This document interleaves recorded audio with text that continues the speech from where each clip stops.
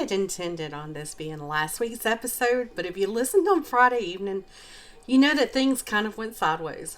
And if you didn't listen Friday night, long story short, I decided to move the podcast to a different platform, mostly to save money. I also decided to slightly change the name of the podcast to fit more with its theme.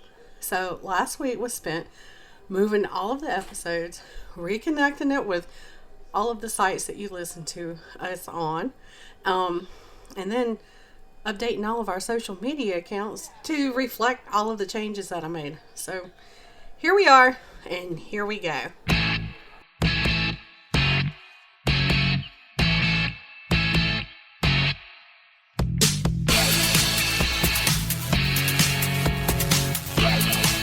It's Monday, and that means it's time for a new episode of Mystery, Murder, and Magic.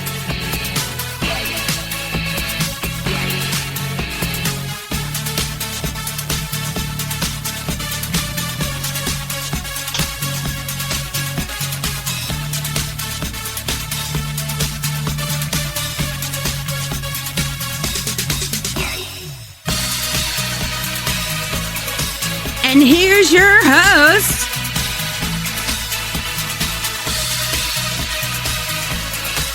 Andrea Lee, and sometimes Alex.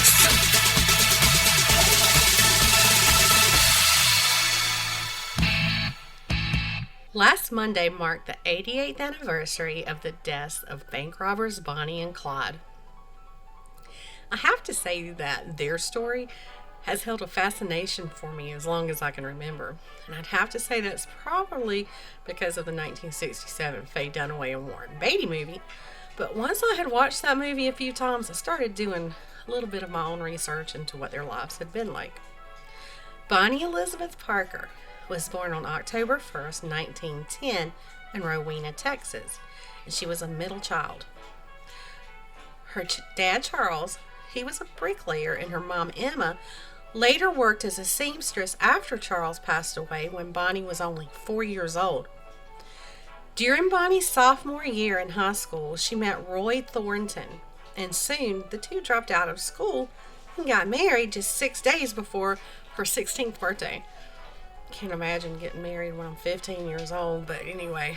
Now, even though they never divorced, their marriage didn't last very long because he would leave and stay gone for long periods of time, and he had more than one run-in with the law. And when the marriage was over, Bonnie moved back in with her mom and started working as a waitress. Clyde Chestnut Barrow was born on March 24th, 1909 to a very poor family in Ellis County, Texas.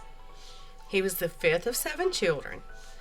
His dad, Henry, and his mom, Kumi, moved their family to Dallas in the early 1920s, and as I mentioned, the family was very poor. In fact, they were so poor that when they first moved to Dallas, they spent the first few months there living under the wagon that they had driven, and after that they moved into a tent. And Clyde was only 17 the first time he was arrested. Apparently, Clyde ran from the police when they came to question him about a rental car that he hadn't returned. And not long after that, he and his brother Buck were arrested for stealing turkeys. Over the next few years, he would get in trouble for cracking safes, robbing stores, and stealing cars. And in 1930, Clyde met Bonnie through a mutual friend, and they began spending a lot of time together. Not long after they met, Clyde was convicted on charges of auto theft and sentenced to Eastham Prison Farm at the age of 21. But he was able to escape from there with the help of a weapon that Bonnie had smuggled into him. He wouldn't be out long, though, because he was captured and taken back to the prison farm. Well, while he was in that prison, he was raped multiple times, so in retaliation, he attacked the person who had did that to him with an iron pipe and killed him.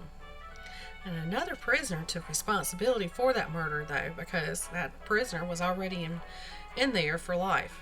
So, what else could they do to him, probably was their thinking. Now, Clyde wasn't one to really want to commit himself to hard labor. And to avoid it while he was in prison, he purposely had 2 of his toes chopped off. Now, no one really knows if he did it himself or if he had another prisoner do it, but he just wasn't about that hard labor life. Now, not only did he get out of the hard labor, but he had a limp for the rest of his life from that. And in a weird twist of fate, Clyde was paroled 6 days after the toes were chopped off. His mom had secretly been petitioning to have her son released. Once he was out, he never really talked to his family about what had happened to him while he was in prison. But his sister Marie said that he was definitely not the same person when he was released as when he was put in prison. Now, once he was out of prison, Clyde went back to robbing stores and gas stations, and soon he had a friend helping him. It was a friend that he had made in prison, and that friend's name was Ralph Fultz. Now, the two of them carried out a string of burglaries that mostly involved gas stations and stores. And they did have a goal in mind, and what they wanted to do was accrue enough money and weapons to raid the Easton prison, because Clyde really had it out for that prison because of what had happened to him while he was in that prison. Well, after a while, Bonnie joined the two men in their crimes. Bonnie and Fultz were arrested after a failed hardware store robbery, but Bonnie ended up being released when the grand jury failed to indict her. Now, Fultz was tried, convicted, and served time for his part in that attempted robbery. And once he was released from prison, he never reunited with Bonnie and Clyde. And during the time that Bonnie was still being held in jail for that attempted robbery, Clyde had been the getaway driver in a robbery. This is a totally separate robbery, but this was where a store owner had actually been shot and killed, and the store owner's wife fingered Clyde as one of the gunmen, but Clyde had never even gotten out of the car. Now, a couple of months later in August, Clyde, Raymond Hamilton, and Ross Dyer were drinking moonshine out in the parking lot at a dance when they were approached by Sheriff C.G. Maxwell and a deputy named Eugene C. Moore. Well, Clyde and Hamilton opened fire on the two law officers, and they seriously injured Maxwell, and it killed Moore. And over the course of the Barrow gang's string of crimes, they would end up murdering 9 members of law enforcement. Now, also over the course of time, the Barrow gang would grow. W.D. Jones joined Bonnie and Clyde on Christmas Eve in 1932. Now, he was only 16 years old at that time. On Christmas Day, Clyde and Jones killed Doyle Johnson while still in his car. The following March, Clyde's brother, Buck, and his wife Blanche came for a visit after Buck had been granted a full pardon from prison. And while they were there, they tried to convince Clyde to surrender to the police. And at the time, Bonnie and Clyde, along with W.D., were living in a hideout in Joplin, Missouri. The men would stay up all hours of the night, drinking and making all kind of noise, so it wasn't like they were really trying to lay low. And once, while they were cleaning the house, Clyde accidentally fired a Browning automatic rifle, but none of the neighbors showed up to see what was going on, but somebody did call the cops. So, that got their attention, and in mid-April, the police set up a sting operation to try and nab what they thought was a bootlegger operation. Well, Clyde, Buck, and W.D. exited the house and opened fire on the cops that was outside of the house, and it killed Detective Harry McGinnis and a constable by the name of J.W. Harriman. Bonnie also came out firing a bar, which is a Browning automatic rifle. But those bullets hit a nearby tree, causing splinters to launch into this highway patrolman. His name was Sergeant G.B. Cowler, and those splinters launched in his face. Well, in the process, the law enforcement officers fired 14 shots at the Barrow gang. W.D. was hit once by one of those bullets in the neck area, and one deflected off of a button on Clyde's suit. And Buck was actually grazed by a bullet that had ricocheted off of a wall. And the gang, they did get away, but they left pretty much all of their belongings behind in that hideout. And that included their weapons, Buck's parole papers, a poem that Bonnie had written, and several rolls of film. The police had those rolls of film developed, and some of the pictures depicted the gang posing and pointing weapons at each other. The Joplin Globe even transmitted over the newswire the poem that Bonnie had written, along with a photo of her with a cigar in her mouth and a handgun in her hand. Now, they didn't use the word viral back then, but that picture and poem went viral and was quite the popular topic of discussion around the country. Over the next few months, the gang really traveled all around the Midwest, they would take their victims as hostages, and often they were killing police officers. Now, the hostages they took, they would release them, but they would release them very far from home. But now the good thing is, if there's anything that could come out of it, they would leave them with a little bit of money to help them get back home. If anyone got in the Barrow gang's way, though, they didn't hesitate to shoot them. Didn't matter if it was a friendly citizen or a police officer. Most of their crimes were cold-blooded, and as the public became more and more aware of what was going on with the Barrow gang, law enforcement really started stepping up their efforts to end their streak. At first, it was fascinating reading all the stories written about them in the local papers, but soon it led to these major problems for them because everyone knew who they were. Like from all those pictures that was being published. I mean, they could no longer walk into restaurants or hotels without being recognized. So soon they were just having to camp out and cook by a fire. And there was also the fact that there were 5 people crammed into one vehicle. And you know what that's like with kids, so just imagine 5 grumpy bank robbers. Talk about wanting to pull the car over.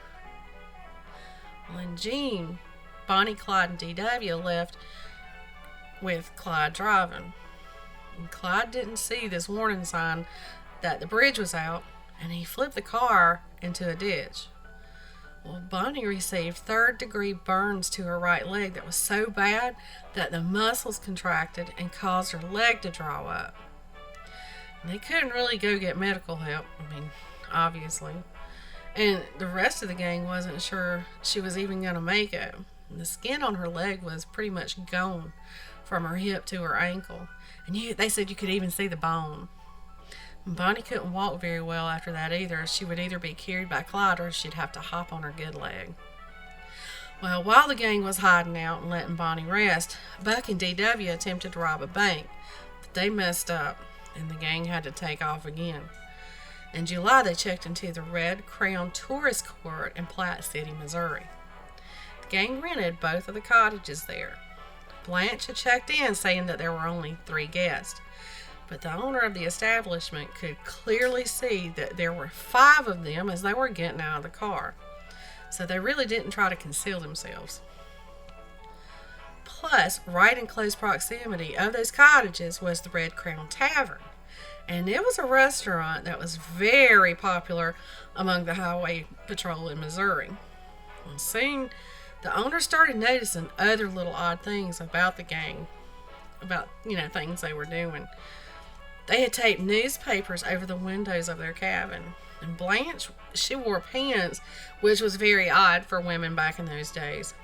And I guess that caught his eye, that automatically made her a criminal by just wearing pants. But anyway, and another thing that caught the owner's attention was that when Blanche would pay for anything there on the property, she always paid with coins. Now, like I said, the Missouri Highway Patrol frequently ate there at that tavern, and one of the patrons there was Captain William Hauser of the Highway Patrol. So the owner decided to mention all these odd things that had been noticing to Captain Hauser. Well, one day while Clyde and D.W. went into town to buy bandages and medicine for Bonnie's leg and a few other odds and ends, but something about them made the pharmacist suspicious, and he alerted the police, and they started keeping tabs on those cabins they were staying in. Well, at 11 p.m. that night, law enforcement, with backup from Kansas City, showed up with an armored car and approached the cabins with Thompson machine guns or submachine guns. But when the gunfight started, those submachine guns were no match for Clyde's bar. They were able to escape when a bullet caused a short circuit in the armored car's horn. Well, the police had mistaken that for a ceasefire signal. But anyway, the Barrow gang got away, but not without injury. Buck had been shot in the forehead, shattering part of his skull, and even exposing part of his brain. And Blanche, she had been blinded in both eyes by shattering glass that from, the fragments of glass that had shattered around her and got in her eyes and blinded her. From there, the gang went to an abandoned amusement park called Dexfield Park, and they set up camp. Buck was alive, but he wasn't doing well at all. And as a matter of fact, his condition was so bad from the blood loss and brain injury, at one point, Clyde and D.W. dug a grave for him. Some local residents saw some bloody bandages, and they alerted the police, who believed that the Barrow gang was camping out in the area. Law enforcement and about 100 locals surrounded the area. Bonnie, Clyde, and D.W. were able to escape on foot, but Buck had been shot in the back, so he and Blanche were captured, because Blanche wasn't going to leave him behind either, but she very well couldn't have gotten around anyway because she was blind. Buck was taken to a nearby hospital for all of his injuries, but he ended up dying 5 days later. Now, over the next 6 weeks, Bonnie, Clyde, and D.W. continued their reign of terror in states like Colorado, Minnesota, and Mississippi. So you can kind of see they were really doing a lot of traveling to these random different places, and I believe that was probably just to throw off the cops so that, they couldn't really closely follow their trail. Well, in September of that same year, they decided to do something risky and go back into Dallas so they could see their families. I kind of believe that maybe they knew their time was almost up and they wanted to see their families one more time. Now, it had been 4 months since they had even seen them, but they left D.W. behind in Dallas, and Bonnie and Clyde continued on to Houston. No, I'll take that back. I said that backwards. D.W. left them in Dallas. Bonnie and Clyde stayed in Dallas. But D.W. continued on to Houston, and that's where his mom had moved to. But he was arrested there on November 16th and returned to Dallas. Well, through that fall, Clyde kept up with his robbing and stealing while his family and Bonnie's family took care of her medical needs. Near the end of November, they barely got away from police when they had tried to meet up with some family members near Sowers, Texas. Sheriff Smoot Schmid, Deputy Bob Alcorn, and Deputy Ted Hinton were hiding nearby just waiting for him. But when Clyde drove up, he just knew that something was not right. So he drove past the family's cars, and that's when law enforcement opened fire. Now, none of the family members were hurt, but both Bonnie and Clyde had been struck in their legs with bullets from a bar. But even though they had been shot, they were still able to escape. Not long after that, the grand jury of Dallas handed down an indictment against both Bonnie and Clyde for the murder of Deputy Malcolm Davis, who they had killed in January of that same year. And that was the first official murder charge against Bonnie. The next year, Clyde planned a breakout for several inmates at Easton. Well, this caused a lot of negative publicity for the Texas correction system, and maybe that was what Clyde had been after all along. Like I said, he really had it out for the prisons there.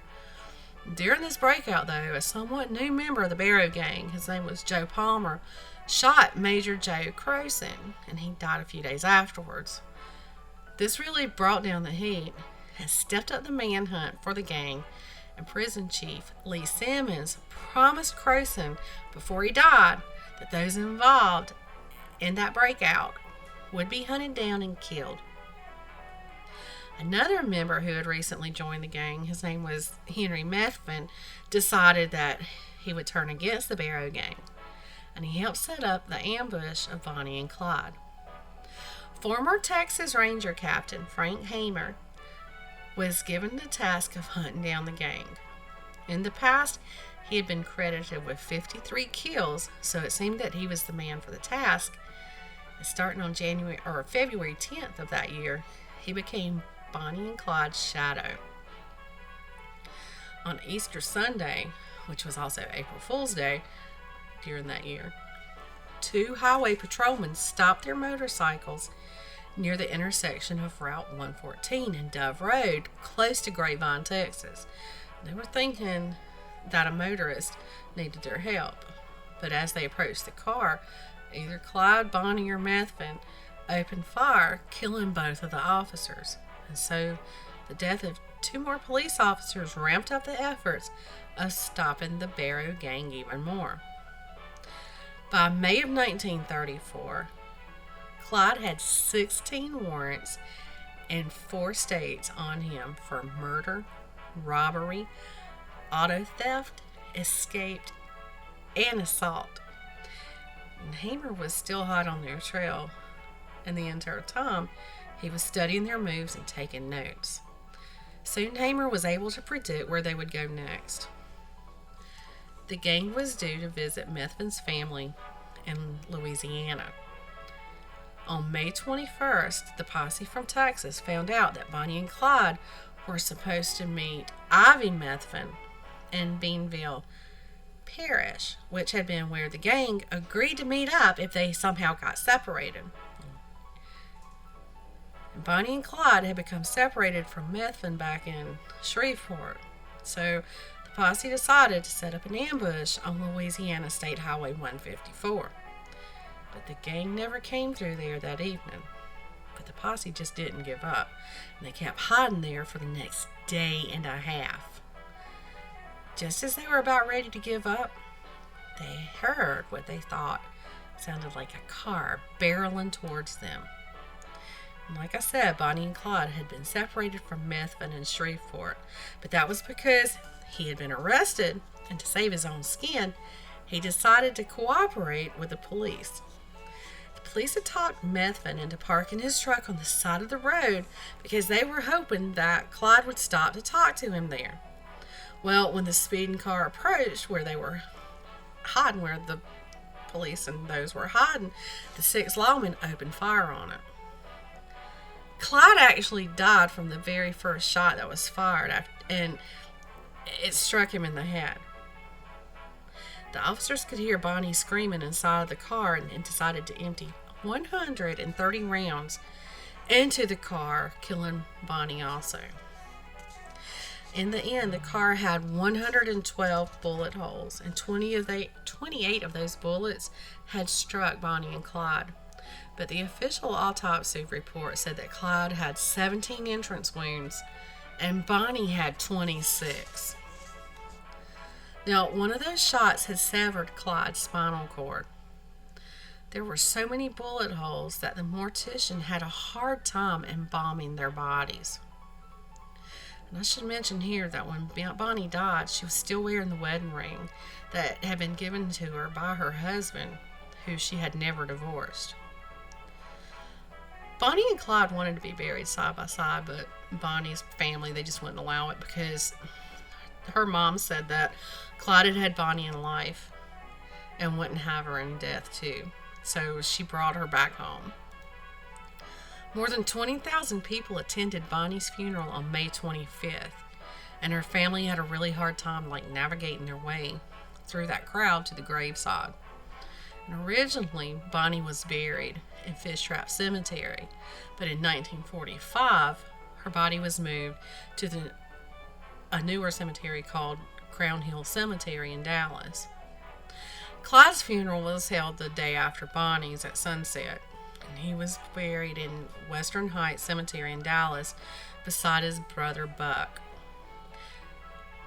There has been some interest from some of Bonnie's family, I believe it's a great niece or a niece, to finally have Bonnie laid to rest beside Clyde, but they're saying that it would take a lot of money and a court order to make it happen.